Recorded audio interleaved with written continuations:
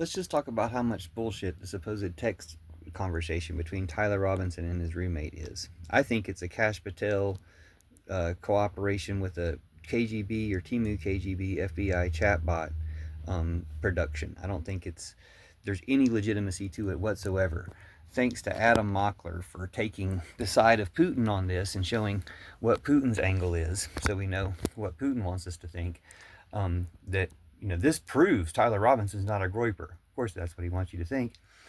What Putin wants you to think, and Adam Mockler therefore wants you to think. And also thanks to Reese Waters, like legitimate thanks to Reese Waters for collecting some of the Candace Owens response to all this stuff. Candace Owens did say that the letter seemed like it would have been, the text exchange seemed like it had been redacted or, you know, edited in order to present a certain view. I think it's just completely fabricated. I don't think any of that's text. I think they would have shown us some screenshots of text or something if they were going to leak that much information. I think it's completely fabricated, and it's fabricated to fit their narrative, which is why I wanted to talk specifically about this text exchange, supposed text exchange between Tyler Robinson and his roommate, and the fact that they're saying his roommate is trans. I don't really believe that either. I believe that they shifted the narrative from blaming an actual trans person, Sky Valadez, to saying that it's his roommate and lover in order to blame a trans person, in order to make it all about their anti-trans agenda. And the fact that they had an anti-trans agenda and all these different operations and outlets ready to spread that misinformation shows to me, how much it resembles every other KGB misinformation campaign, including the idea that Sky Valadez had 3 different song titles for her Charlie Kirk is Dead song, or Charlie Kirk Dead at 31, or Charlie Kirk's Death is Not Enough for Me, or Charlie Kirk is Dead to Me. They had all these different titles for the song they were claiming this person had posted a month before, which was their strongest evidence, and the fact that they had once asked Charlie Kirk a question at one of his debate things. So Tyler Robinson's a groyper. If as a groyper he would agree to a fabricated story to blame trans people because they're anti-trans. I mean, but we'll find that out. There is another text exchange between him and his other apparently groyper friends who were kind of laughing about it and saying, don't go to McDonald's. Like they totally expected and believed he might have done this. It wasn't a shock to them. And they just said, don't go to McDonald's. I heard about that from Inside Edition, who was trying to therefore suggest he's just copycatting Luigi. No, he's following Nick Fuentes, which is one branch of the terrorist Putin Nick Fuentes terrorist network, just like Charlie Kirk is another branch of the terrorist Putin, Charlie Kirk terrorist network.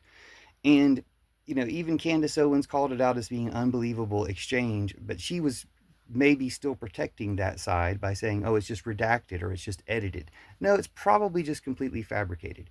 It included these things about how the FBI was doing such a great job because they'd already contacted his dad about the gun. Oh, the FBI was so many steps ahead of the game, according to Tyler Robinson. In the heat of the moment, he has the time to give credit to the FBI for how far along, in the plan they'd already progressed. It's ridiculous. Who would possibly text that stuff? And the my love stuff, like there's just a my love thrown in every now and then without a whole lot more sentiment or anything like that.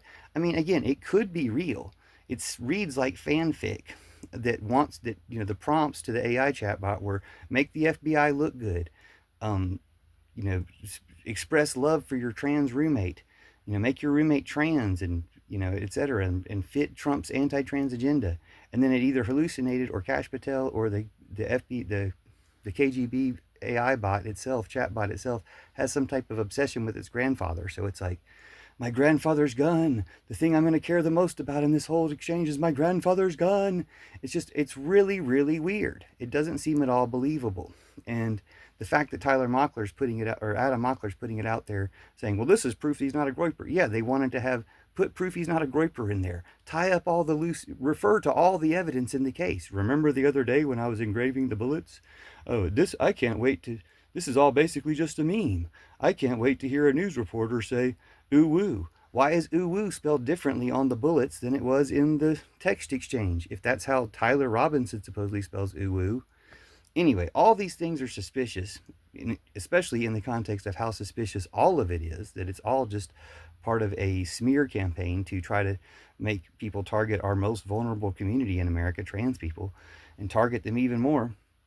And they're either playing along with it because they're groypers and they're anti-trans themselves, or they're just lying about them, and they don't have any way of getting the truth out there because there's this huge network of spreading the lie and replicating the lie. Now, whether or not Tyler Robinson actually did anything or whether he's just taking the fall, that is a different layer. But Trump is responsible regardless, because even if he's just a crime of passion for his trans lover, like Kash Patel wants you to believe and Trump wants you to believe, they're still responsible. They didn't have to demonize and target trans people all this time and and pay lots of money, funnel lots of money to people who will promote hate speech against trans people like Charlie Kirk, that makes people feel like their lives are threatened and that this would be a self-defense type of action or self-defense for their lovers, their loved ones. That's the narrative they're trying to put out there. That it's going to become a Hallmark movie if it's true, or if they get enough people to believe it. They're going to end up making these people look like heroes, standing up to hate speech, hate monger, fascist, Nazi genociders. And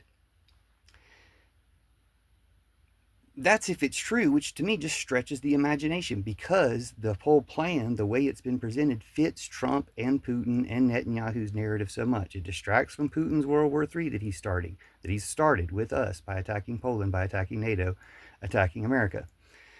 It distracts from the Epstein files, which helps Trump and Netanyahu. It helps Trump in so many ways, because it shows that he's capable of doing this to anyone who doesn't have complete loyalty to him.